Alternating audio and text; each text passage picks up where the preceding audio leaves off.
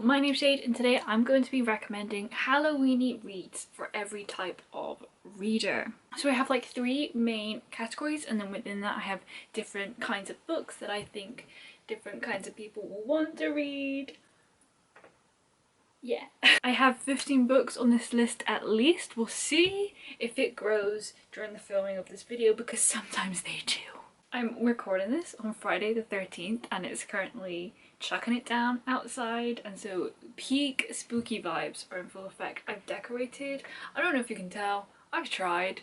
There are little eyeballs on my shelves and I got little can lights and my pumpkins. Is that better? Is that more Halloween?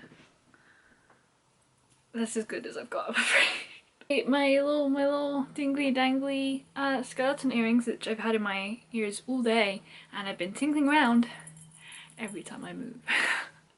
Anyway, we're not here to talk about Halloween decorations, we're here to talk about Halloween books. So we're going to start with the first category, which is cozy vibes. So these are a little bit more light-hearted, they're not too intense, not too creepy. First prompt here is a romance that's appropriate for Halloween, and I couldn't recommend anything other than Angelika Frankenstein Makes Her Match by Sally Thorne. I mean, the clue's in the name. So we're following Angelika Frankenstein, who is Victor Frankenstein's sister, and we have the whole Frankenstein's monster ordeal. They are trying to bring people back to life from the dead, and Angelika, she wants to get married, she wants to have kids, she wants to start a family, and it's not really happening for her. So she and Victor decide that they're gonna reanimate a dead body, and that can be Angelika's husband. So it's a really fun premise. It definitely has a light-hearted feeling to it. It's definitely like a rom-com type book, but like I said, we're with the Frankensteins, we are bringing people back from the dead. It takes place in an old like manor house in England. I can't remember what time period exactly, 1800s probably. I mean, that would make sense, that's when Frankenstein came out. It also has like definitely like autumn vibes in that sense as well, in the setting, as well as like the premise of we're following the Frankensteins. It's not like creepy, like it's definitely more about the relationship and the rom-com-ness. It does have some depth as well because we're following Angelika Frankenstein. The way she's treated as a woman, she critiques that quite a lot, and the way she would like to be treated. So it's not just a shallow rom-com either, but it is really cute, it's really funny. I loved the vibes, especially in the beginning, because it also has this like mystery element, like this dead guy that they bring back to life. He wants to know who he was before he died, so we're also trying to figure out who he is. Yeah, it's a really fun Halloweeny rom-com in my opinion. If you're looking for that, this one's your boy. The audiobook for that one is also fantastic. If you like audiobooks, I highly recommend that one. It was narrated by Moira Quirk and it was fantastic. I cannot stress that enough. So next up I have a graphic novel recommendation. If you like to read graphic novels and you want to read a cozy graphic novel, then I'm gonna go ahead and recommend to you Pumpkinheads by Rainbow Rowell. I read this every year. I cannot wait for my yearly reread. It is nearly time. Following, oh my gosh, I can't remember their names. Deja and Josiah? I've just now realised I've never actually said his name aloud before. And they work at this pumpkin patch every autumn. It's the autumn before they go away to college. It was their last year at the pumpkin patch. It takes place on Halloween, I'm pretty sure. And so we're just kind of spending their last shift together and looking at their friendship, and it's so dang cute and sweet. It gives me the warm fuzzies. There's a reason why I read it every year. It's key autumn vibes, but also, like I said, it does technically take place on Halloween. It's just got that more cozy Halloween vibe than like the spooky scary Halloween vibe. The color palette is gorgeous. I love the art. It's so much fun, and it's just such a sweet, wholesome story. And I think it's got all these like little nuggets because we're at a pumpkin patch. There's all these different like activities and foods, and so that really brings out like the time of year. If you haven't picked this one up before and any of that intrigues you, I would highly recommend it. I actually have a second cozy graphic novel recommendation for you. This one, however, is on the more fantastical side. This one isn't like cozy autumnal in the same way in that one was, that like it strictly takes place around Halloween. But this one, it does have autumnal vibes. You'll understand, I think, when I show you. But it's got more like, it's got fantastical creatures in it, but it's still very much within the cozy genre. And that is Garlic and the Vampire, and there's also a second one, Garlic and the Witch. So we're following Garlic, we're following vegetables essentially, and so that's like part of the autumnal vibes, like the vegetables. It takes place in a forest largely, and there's just something like very wholesome about it. It has a slightly autumnal feeling to it. There's a vampire that's taken place in like a, I think again like a manor, an abandoned house, and the vegetables are worried about the people. They have been brought to life by this witch, and they all live together and they sell produce to the people of the village, and they're worried about this vampire trying to eat the people of the village, and so they decide to send Garlic to go and check it out because vampires don't like garlic. She's very shy, she's very scared, she's very anxious, and so it's also about her overcoming her fears, and it's really sweet and it's really cute. This one I think is just as cute. We've got vampires and we've got witches, and so it kind of has, you know, that fantastical creature element, but it's definitely cozy. Also have a bonus recommendation. Am I gonna? I think I am. Another lighthearted graphic novel that has like creatures in it is Fangs by Sarah Anderson, and it's like a series of like vignettes almost between a vampire and a werewolf that are in a relationship, and it's really cute. Okay, and then I have a couple mysteries for you as well in this cozy genre section. First up is just like a straight up regular mystery, and that is And Then There Were None by Agatha Christie. Now this isn't like a cozy mystery perhaps by any say, but because it's a little bit older, there's something about it that it's not okay, it's probably not cozy, but it has this really charming quality. Like, it feels old-fashioned, and so you can really sink into that and romanticize that in a really pleasant way. I listened to the audiobook and I think that helped as well, because the way it was narrated just like made it feel even more old-fashioned and just crisp and nice. I'm gonna be honest, okay? This wasn't my fave. I'm recommending it though because I wanted to recommend an Agatha Christie, and I'm gonna be honest, I haven't read a ton. So by default, I'm kind of recommending this one. I mean, the vibes are there, don't get me wrong. We're following 10 people. They're on this deserted island in this big old house. Something weird happens when they first get there and people start dying. So the vibes are there, definitely. I do feel like it's a good one for this time of year. Got a little bit of that creep factor. I personally just found it a little bit slow. I couldn't figure out for the life of me what was going on, but like not in a good way that was like, what's going on, in a way that like it started to really frustrate me because I couldn't figure out the clues. I was just kind of taking wild blind guesses. I've also read The Mouse Trap by Agatha Christie. It takes place in winter, so that could be a good one. That one's a play though. Autumn Chills is a short story collection by Agatha Christie. The reason I'm not recommending this one, even though in fact I would say I enjoyed this one more than I enjoyed this one, is because it's got the autumnal vibes, but it's not necessarily got the Halloweeny vibes. And like I said, this one I think has a little bit more of that creep factor, like people dropping dead one by one with this creepy nursery rhyme. It's a little bit closer, I would say, than this one is. If you've read any Agatha Christie and you want to recommend them to me, by all means, please do in the comments. I would love to hear your recommendations. I definitely want to read more of her work. And then lastly, I do have a cozy mystery, which I feel like is somewhat self-explanatory, and that is In the Company of Witches by Aurelie Wallace. But this one has a lot going for it. Like, it does take place in autumn. I think there's like reference to Halloween decorations up a couple times, and there's witches. And it's also a murder mystery. At its core, it's a murder mystery.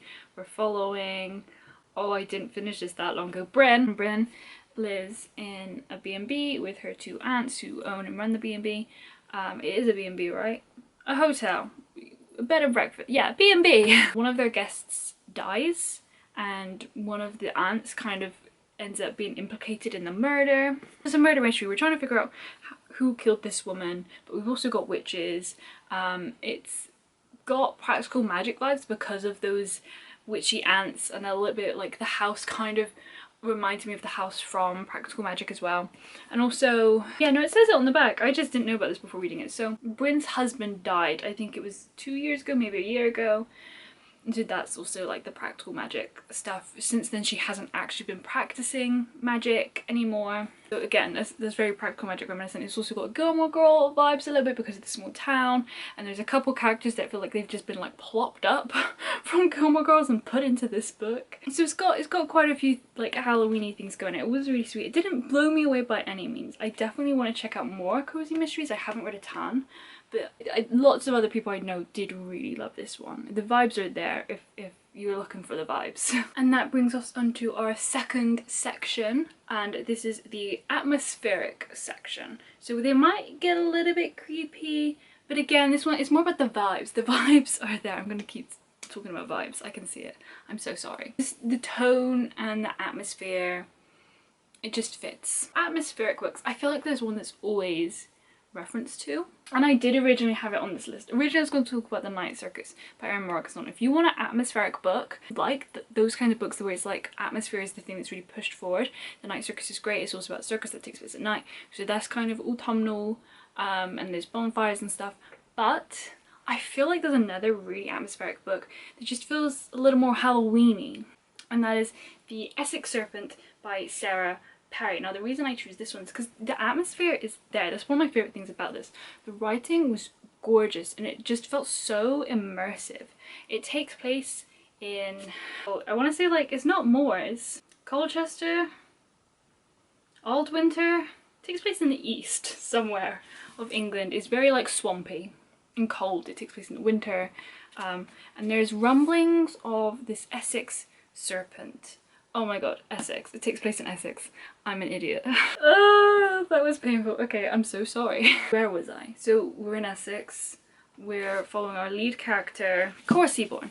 And Cora is really intrigued by the natural world. She loves to find fossils and stuff like that. Her husband has recently died and he kind of was pretty strict, and so she feels a lot freer now and she can finally do what she wants to do.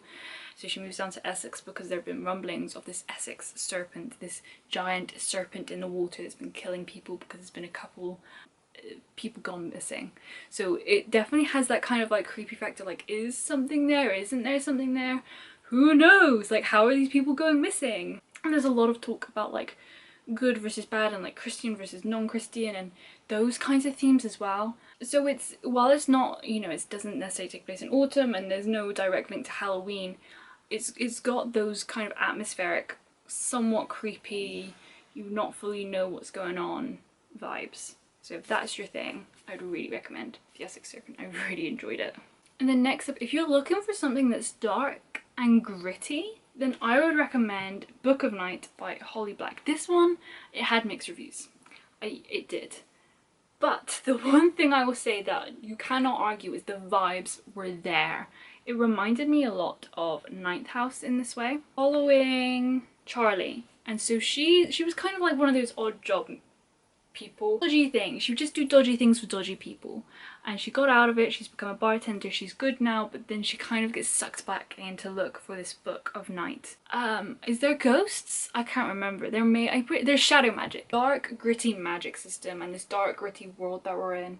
It's like city life at night, sneaking around, trying to get stuff done, all while this really like leering, ominous, creepy presence looming over you the whole time. It does have mixed reviews. Some people I know really ended up loving this one. I really enjoyed it. I actually have fond memories of it, even though I think my biggest complaint was that like I didn't think it needed to be as long. But I read it in October, I'm pretty sure, and I was thriving for the vibes. So I think it's worth picking up if it sounds interesting to you. I'm definitely excited for the second book, so there's that. And then next up is a dark academia book. I mean, dark academia I feel like is autumnal and Halloweeny for obvious reasons. Like the academia-ness is like the back to school, but then it's got this darkness, this like threat to it. I'm gonna recommend The Secret History by Donna Tartt. I haven't read a ton of dark academia that's not magical in some way, shape, or form. Like I feel like even Book of Night always has lingering presences of dark academia because it's got the dark, we've established that, but then because it's like books and like knowledge, it almost has the academia there as well. I mean, this one is a classic of dark academia for a reason. It's good. It's a good one. It primarily takes place during like autumn and winter as well, so we have like the seasonal vibes there, and there's a murder takes place, so it's also got that, and it's also kind of unhinged at times. We're following a character whose name I don't know. Okay, I can't remember his name. It's on the screen somewhere. He's off to college and he's from California and he's moving to New England and he's studying classics, and his fellow classmates is a really small tight class, like it's hard to get into this class, and they're all a lot more well off than him and have like a very different experience of life than he does, and they also have like this really interesting somewhat weird social dynamic, and so it's about him trying to fit in with these people and keep up with them, and everything may not be as it seems. If you want dark academia and you've not read The Secret History yet, then I have to recommend The Secret History. I also found that despite how long it is, it's actually pretty easy to get through. Like, it's pretty entertaining the whole time. You're invested and want to figure everything out the whole time. Okay, next up I have another graphic novel, and if you want a graphic novel with slightly spookier vibes, you don't want like a cozy graphic novel, you want something that's a little bit scary. I mean, are graphic novels ever truly scary? And that is Through the Woods by Emily Carroll. So this is, I think it's technically like a horror graphic novel. I'm pretty sure it's 3 different short stories in one, and all of them have like a kind of horror tone to them. I mean, this is the page that I've just opened on, so if that doesn't prove it, I don't know what is. I don't think I found it particularly scary, but like I just said, our graphic novel is very scary. I don't know. The illustrations hopefully will give you a sense of the tone this one sets, and so I think that's, if you want something that has that like kind of creepy tone but it's still in graphic novel form. And I like the fact that it's 3 different stories as well, because none of them ever get stale because you're constantly moving onwards. And I think that within itself is kind of Halloweeny, like the short story, like ghost stories or in a campfire kind of feeling. Yeah, it's a nice one. The last atmospheric book I have to recommend, this one is more like ageless creepy. So it's definitely got the spooky vibes, but I feel like it was marketed as a young adult, but I could see it being a kid's book and I could see it being an adult book. It's ageless. Anyone could read this, I think, but it has, because it's not necessarily scary, it's just got a creepy tone to it. And that is Gallant by V.E. Schwab. Again, I think somewhat similar to The Night Circus, the biggest, oh, and Book of Night even, one of the biggest strengths about this one is the tone and the atmosphere. So Gallant is this old creepy house. We're following, I want to say it was like Olivia? It's Olivia Pryor. She is raised in a orphanage. She has her mum's possessions and I think she can barely remember her mother. She doesn't know what happened to her. And then she gets this letter telling her to come back to Gallant, which is her old family home.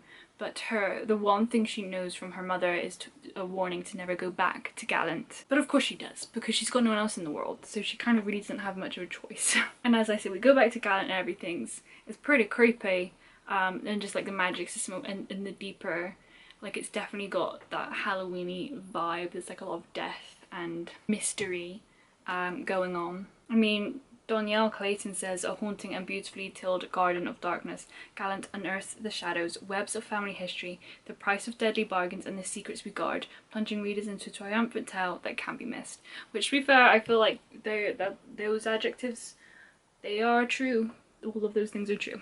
And so that takes us on to the 3rd section, which is the spooky scary section. So these are the scarier books. I don't have any on here that in my personal opinion, are actually scary, because I've yet to read a book that is actually scared me. I've read a few that I've got the creepy vibes from. Ironically, one of the few books that's actually genuinely given me chills is The Unbecoming of Maradaya. It's because I read it late at night. I'm gonna start off with, if you want something that's horror, but it's like a camp fun horror, it's like a fun kind of campy premise, then I would recommend Horrorstör by Grady Hendrix. The premise of this one is so much fun. So it's set in like an IKEA-like store. We're following like a bunch of workers there, and the IKEA type store is haunted. So things slowly become more and more deranged. It's just a really fun premise. I remember finding it really funny.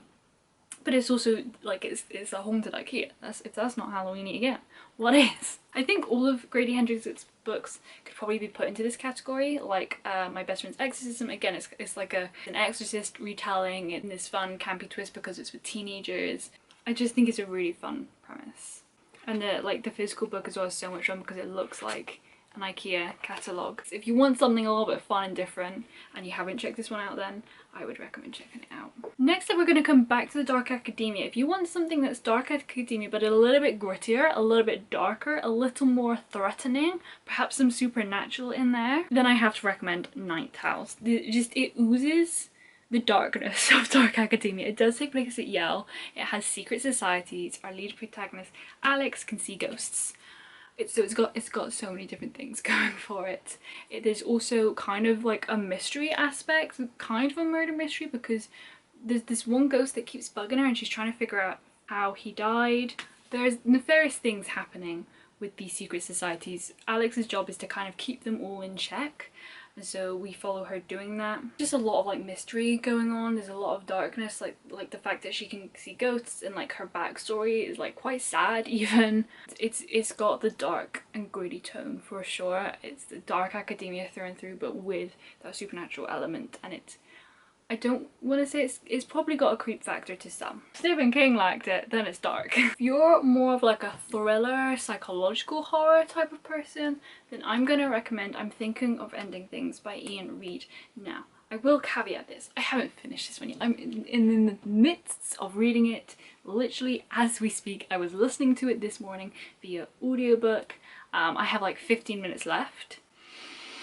So things have really started to heat up. And I don't know how I feel about it on the whole. I will say is for at least the first half, like probably going on to like where we are now, but definitely the first half, it definitely like there's something not quite right here. That's very, very apparent. The premise of this one is a little bit hard to describe because it's very literary in a lot of ways. What it boils down to, we're following, I don't actually know her name. She is on a road trip of sorts with her boyfriend to have dinner with his parents. This is her meeting his parents for the first time.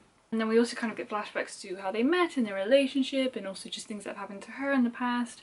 But there's these really deep conversations about like what it means to be human, what are relationships, as well as just like they talk about science a few times and philosophy and all these like really deep interesting things. But the whole time there's just this air of something's not quite right, and it's hard to put your finger on what it is. Our lead character has been getting these mysterious phone calls and these mysterious messages that are really disconcerting. It's a really short read, it's really addictive. If you like psychological horrors, thrillers, and you haven't checked this one out yet, I would recommend it. I don't know how I'm gonna feel about it come the end, to be honest. You'll have to stick around for my wrap up to find out. Two more recommendations. The next one, if you want a witchy book, but like a dark witchy book, something that's actually kind of Halloweeny and a little bit gritty, then I would recommend Wild and Wicked Things by Francesca May. So again, we're kind of on a little island. Magic is illegal. Our lead character moves over there because her father has recently passed away and that's where he lived, and she's gone to like sell the house, figure out his belongings, that kind of stuff. And her neighbour gets up to some witchy things. One of her old friends also lives over there and kind of knew her neighbour, and she ends up being dragged into this big unravelling witchy story, I suppose. Annie Mason. Annie gets sucked into all this drama, and it's again big practical magic vibes. Like the darkness in practical magic is like that amplified. There's just always this like dark, almost sinister tone to the book. It also takes place in the 1920s, so there's that, and it's got mystery, and it's got murder, and it's got witches, and it's very apt for this time of year. I recommended that one because it's the darkest of the witchy books that I've read, but if you want more witch book recommendations, I've actually recently uploaded a short that goes through different witchy recommendations and what they each have going for them, so I'll link that down below if you're curious. And then lastly, this is the one that, like, if you're gonna take any of them, pick this one. I read this years ago. I read it in my first year of uni, which was in 2017, so a while ago, but it genuinely creeped me out. And like I said, I don't generally get scared reading books, and it's a classic. It's old. It takes, like, it's written in the time period that it takes place in. If you want like a classic recommendation or like a very gothic recommendation, a ghostly recommendation, for all of the above, The Turn of the Screw is your boy, by Henry James. It genuinely creeps me out. It's one of the few books that did that. It's got kids involved and, like I said, ghosts, and like whenever kids and ghosts, nope. So we're following a governess. She goes to live with this family to teach the children, because that's what governesses do, and the children are kind of think they see things and think they hear things. Go in knowing as little as possible, because like the slow unraveling of what's going on, that it makes it creepier, and it's so fun. It's such a fun ride. And those were all of my Halloweeny recommendations for you. I hope that you will have found something within this list that you would be interested in reading. If you have any Halloweeny recommendations, then I'd love to hear them in the comments below. Other than that, that is all I have for this video. Thank you so much for watching. I hope you have a spooktacular morning, afternoon, evening / night minor shade. I hope I see you again next time. Goodbye!